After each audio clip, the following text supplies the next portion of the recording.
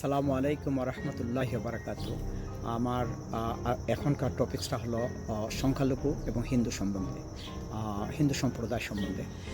এখন সময় এসেছে হিন্দুরা ভারতের গদি মিডিয়ার বিপক্ষে দাঁড়ানোর জন্য। পিয়াঙ্কি ভট্টাচার্যার মতো যদি ভারতের অপপ্রচারের বিপক্ষে বাংলাদেশের পক্ষে না দাঁড়াতে পারেন, মনে রাখবেন আপনার মধ্যে কোনো সমস্যা আছে। মাদ্রাসার ছাত্ররা যেভাবে মন্দির পাহারা দিচ্ছেন, আমরা আপনাদেরকে হাজার সালাম।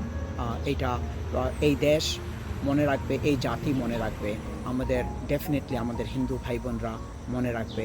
এবং ইন্ডিয়ার গদি মিডিয়ার জন্য এইটা example, learn from us. And last thing I want to say that আমাদের ছাত্র সমাজ যা করতেছে এইটা ইতিহাস।